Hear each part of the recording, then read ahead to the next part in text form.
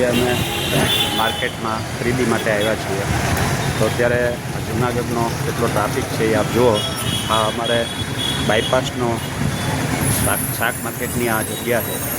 અહીંયા વિશાળ પ્રમાણમાં માનવ મેદની અત્યારે ખાસ કરીને સાંજે તો હોય જ છે. તો આ જગ્યાએ એટલો બધો ટ્રાફિક થાય છે કે ખૂબ જ ભીડ હોય છે માણસોની.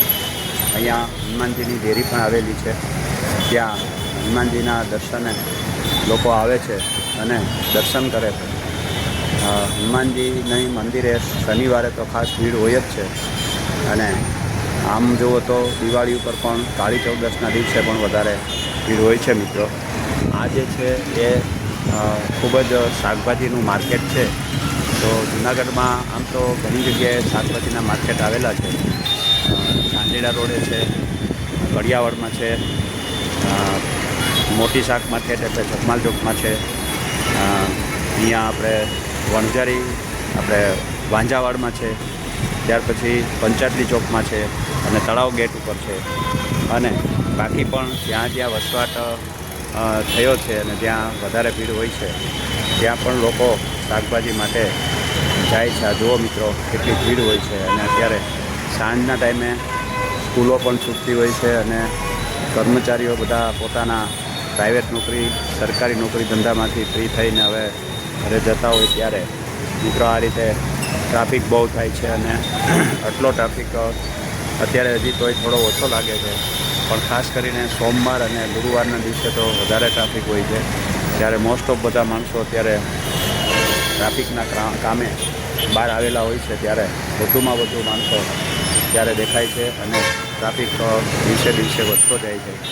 તો મિત્રો અહીંયા દુકાનોની પાસે પાર્કિંગના પણ પ્રશ્નો ઊભા થાય છે. અહીંયા તો આ સ્ટાર પ્લેટિનમ અને અહીંયા હોસ્પિટલ અને શોપિંગ મોલ છે. તો અહીંયા મિત્રો કાયદેસરનું પાર્કિંગ હોય આપ જાણો છો, પરંતુ સામેની સાઈડમાં શાકભાજી લેવા માટે પણ ઘણા મિત્રો ઊભા હોય છે.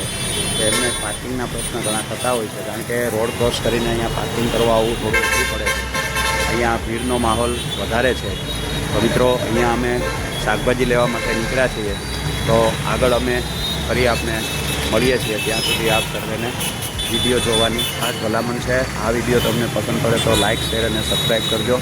અને મિત્રો ફરી આપણે પાછા મળીએ. તો ચાલુ રાખજો વિડીયો.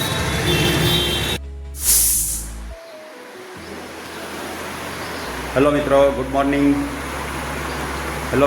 મોર્નિંગ. જય શ્રી કૃષ્ણ, જય મહાદેવ. મિત્રો સવારના પ્રાથમિક કાર્યો પૂરા થઈ ગયા છે.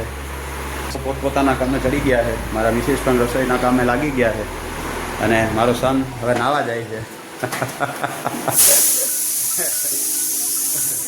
હવે અત્યારે વરસાદનું વાતાવરણ આજે છે, તો ઠંડક પ્રસરી ગઈ છે, તો મજા આવે છે.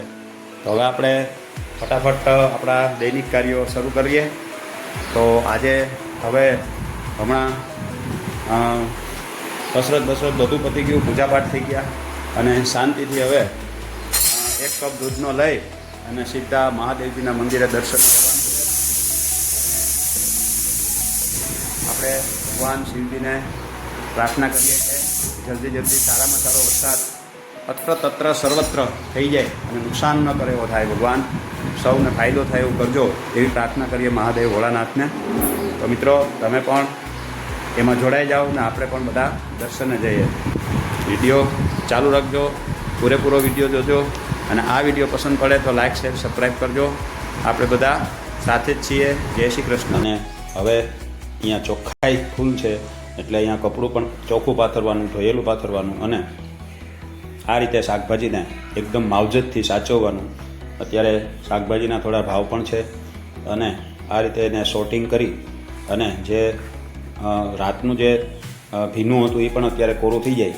પછી એને આવી પ્લાસ્ટિક બેગ જે આવે છે એમાં આપણે સારી રીતે ભરી દઈએ છીએ, લોકવાળી, કે જેથી કરીને એને બહુ હવા ન લાગે અને કચકચી ન જાય કે બગડી ન જાય અને ફ્રીજની બહુ એને અસર પણ ન થાય. એટલે આ રીતે આપણે લોકવાળી થેલીમાં એને રાખીએ છીએ, એનું માવજત કરીએ છીએ. મિત્રો આ રીતે આપણા ડેઇલી વર્ક જે હોય છે તો એ આપ જોતા રહેજો અને હું આગળ તમને બતાવતો રહીશ. તો ફરી મળીએ છીએ. ચાલો, જય શ્રી કૃષ્ણ.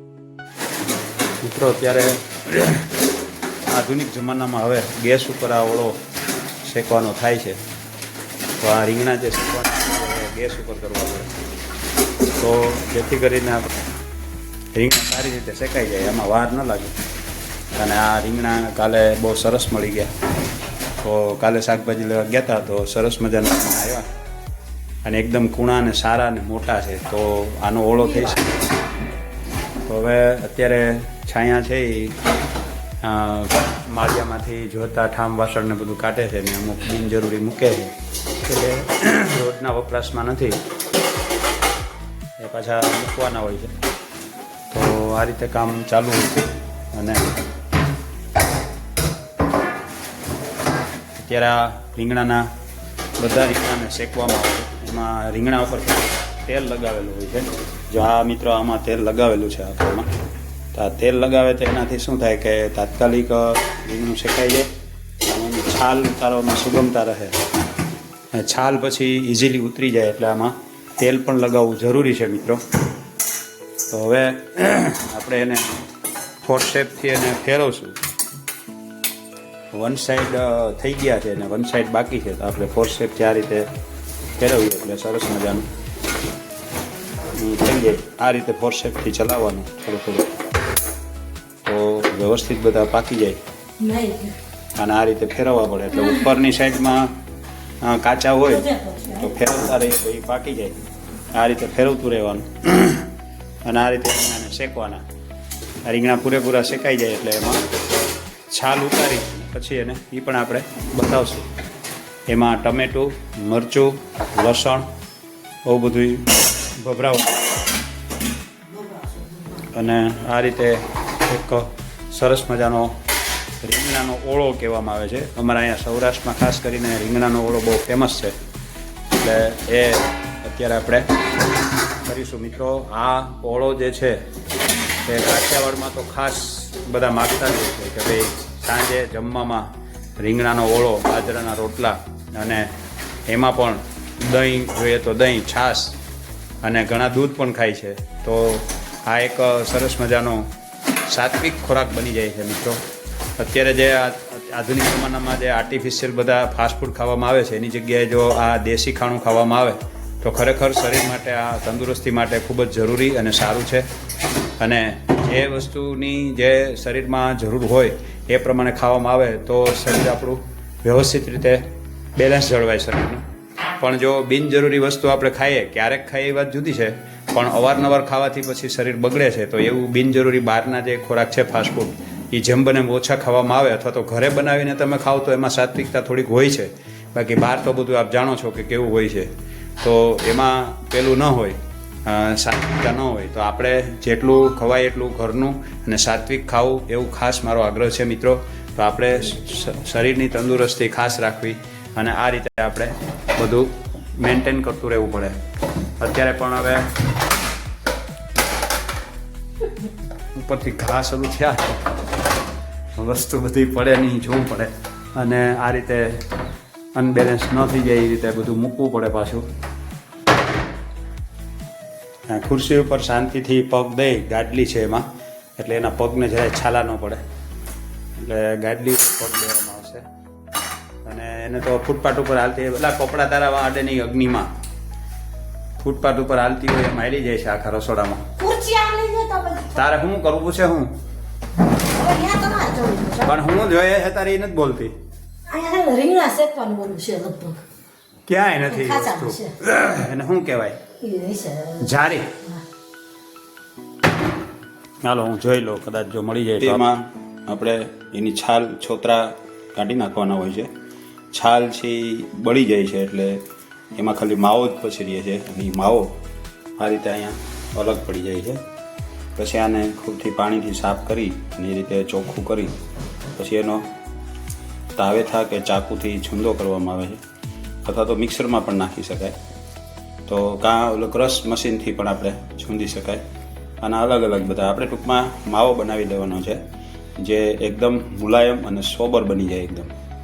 તો પછી એમાં જે કાંઈ મસાલા ને બધું નાખી, ગરમ મસાલા, અને એનો વઘાર કરવાનો હોય છે રાબેતા મુજબ આપણે શાક વઘારીએ એ રીતે. તો આ રીતે મિત્રો આપણે આ ઓળાનું આખું બને છે બધું, અને એનો આખું તૈયાર થાય છે ઓળો. તો એમાં આ રીતે એનું ક્રશ પણ કરી નાખ્યું છે. ટમેટા છે, આમાં શું શું છે? ટમેટા, પછી લસણ, ડુંગળી, ટમેટા અને આદુ, આ વસ્તુ આમાં છે. હજી આમાં ઉપરથી પછી કોથમરી પણ ભભરાવવામાં આવશે. તો આ રીતે આપણું એક ઓળાની વસ્તુ તૈયાર થાય છે. અને આ ખોટીપાવાળું કામ છે અને આમ સારું પણ છે, કારણ કે આ વસ્તુ એકદમ શરીરને નુકસાન ન કરે એવી અને પૂર્ણપણે પાકેલી વસ્તુ કહેવાય છે. કારણ કે આપણે જોયું કે ચૂલા ઉપર સતત આ રીતે એમ કે આખો આ રીંગણું કાળું પડી જાય, છાલ બધી એની ઓલી થઈ જાય, અને પછી એને આપણે જે ભાગ હજી પાકેલો ન હોય એને આપણે કાઢી નાખવામાં આવે છે. એ પાછો આપણે ઉપયોગમાં લેતા નથી, પણ મોસ્ટ ઓફ છાલ બધી એને બળી જ ગયેલી હોય છે, એટલે સરસ મજાની થઈ જાય. તો આ રીતે આપણે એનું ચોખ્ખું કરવામાં આવે છે, અને પછી એને રીંગણાને ડીટિયાથી પકડી અને ધોઈ નાખવામાં આવે છે, જેથી કરીને થોડો ઘણો પણ કચરો હોય એ નેસ્ત નાબૂદ થઈ જાય. તો આ રીતે એક ઓળો તૈયાર થાય છે મિત્રો. અને આને ઘરે બનાવેલો એટલે શુદ્ધ અને સાત્વિક બને છે. અને આ રીંગણાને જ્યારે આપણે શેકવા માટે મૂકીએ એ પહેલાં એમાં છેદ પાડીને ચેક કરવા પડે. ઘણી વખત રીંગણા બીવાળા હોય છે. જો આવા બીવાળા હોય તો આનો ઉપયોગ ન થાય, આ રીંગણું ફેલ થાય, અને આ રીંગણાનું શાક પણ ન થાય અને ઓળો પણ ન થાય. તો આવી વસ્તુ જે છે એને આપણે જતી કરવી પડે, અને ગાયને કે ઢોર ઢાંખરને આપી દેવાનું, એ ખાઈ જાય. એટલે એ ખરાબ ખાલી બી છે એમાં એટલા પૂરતું, બાકી સડેલું નથી. કારણ કે આપણે જોઈને લીધા છે, ચેક કરી લીધા, પણ અંદર બી નીકળે એ એક સ્વાભાવિક વાત છે. કોઈ રીંગણા પોચા હોય પણ અંદર બી પણ હોઈ શકે, તો ચેક કર્યા વગર આપણે શેકતા નથી. એટલે એને જ્યારે શેકવા મૂક્યા ત્યારે ચેક કર્યા, એટલે એ એક બી વાળું નીકળ્યું એટલે એને આપણે દૂર કરી નાખ્યો. આવી રીતે જે રીંગણા હોય એને આપણે જતા કરવા પડે, બરાબર છે. તો આ રીતે આપણે ઓળો તૈયાર થાય છે મિત્રો. હવે એને ધોઈ સાફ કરી અને એનો છૂંદો કરવામાં આવશે, ક્રશ કરવામાં આવશે. અને ક્રશ મશીન છે આપણી પાસે, તો એનાથી થઈ જાય. તો એમાં આપણે બાય હેન્ડ જ કરવાનું રહે, કે એમાં ઇલેક્ટ્રિક પાવરનો ઉપયોગ થતો નથી, અને બહુ સરસ રીતે સારી રીતે થઈ શકે, આપણી ઈચ્છા પ્રમાણે થઈ શકે એમ. તો ચાલો મિત્રો, આગળ પણ આપણે પછી એના વઘારનું આપણે જોઈશું. તો હવે આપણે આ વિડીયો તમે ચાલુ રાખજો અને જોતા રહેજો. લસણ ને બધું આપણે નાખવાનું હોય છે, અને છીણીને નાખીએ તો એમાં સ્વાદમાં અનેરો સ્વાદ આવે, અને એમને મૂકીએ લસણની કળીઓ તો એટલો સ્વાદ પ્રમાણમાં આવતો નથી. તો આ રીતે આપણે તૈયાર કરીએ મિત્રો. એમાં આ રીંગણાનો જે ઓળાનો માવો કર્યો તો તૈયાર એ નાખ્યા છે. ટમેટા આપણે ચોળવી નાખી બતાવ્યું. તો હવે ઓળો આપણે જે બાજરાના રોટલાને ઓળો જે ખાઈએ છીએ એ વસ્તુ અહીંયા તૈયાર થઈ ગઈ છે મિત્રો. અને હવે આને ખાલી સર્વ કરવાનું રહેશે. તો હવે આપણે તમે આગળ વિડીયો જોતા રહેજો. આ વિડીયો પસંદ પડ્યો હોય તો લાઇક, શેર અને સબસ્ક્રાઈબ કરજો, અને બધા વિડીયો પૂરેપૂરા જોજો મિત્રો. હવે આપણે આગળના બીજા વિડીયો. મારા મિસેસ અત્યારે ઝાડવાને પાણી પાય છે આપણા મિની ફાર્મમાં. તો હવે તો ઘણું સુકાઈ ગયું છે, કારણ કે વરસાદ પહેલી વાર થયો ત્યારે પાણી ઘણું બધું આમાં આવી ગયેલું, અને ઘણા ઝાડને નુકસાન. ઢોર ઢાંખર પાછા તો એ ઘરી ગયા હતા, બધું પાડી નાખ્યું હતું, વાડ ને બધું આપણે જે આડસ કરી હતી બધું તોડી નાખ્યું હતું. તો મિત્રો અત્યારે ઘણી વસ્તુ સુકાઈ ગઈ છે, તેમ છતાં પણ અત્યારે કુંડામાં ને બધે પાણી પાય છે મારા મિસિસ. તો અત્યારે આ રીતે પાછું અહીંયા પણ આપણે જે ગલકાનું જે ઓલા છોડવા હતા એમાં આ રીતે હવે ગલકા પણ બેસી ગયા છે. જો મિત્રો આટલા લાંબા ગલકા આવે છે. આ આપણું પોતાના ફાર્મના ગલકા છે, અને આમાં પણ ગલકા છે મિત્રો. આ બધું આપણા જ ફાર્મનું છે બધું. તો બહુ સરસ રીતે આવશે. તો હવે અત્યારે આ પાલકની ભાજી પણ જરા મુરઝાઈ ગઈ છે, એને અત્યારે પાણી નાખે છે તો કદાચ કાલથી પાછી એક્ટિવ થઈ જશે. ગુવાર પણ હજી ચોટેલો છે, પણ એનું ડેવલપ નથી થતું મિત્રો. તો આપ લોકોને અગર કોઈ ખેડૂત ભાઈઓ આ વિડીયો જોવે છે તો લાઇક, શેર, સબસ્ક્રાઈબ કરજો, અને મને ખાસ કોમેન્ટ કરજો ખેડૂત ભાઈઓ કે આમાં શું આમાં મિત્રો દવા છાંટવી કે શું તમને કરવું પસંદ પડ્યો તો હોય એના તો માટે લાઈક મને શેર થોડું સબસ્ક્રાઇબ ગાઈડન્સ મળશે તો કરજો.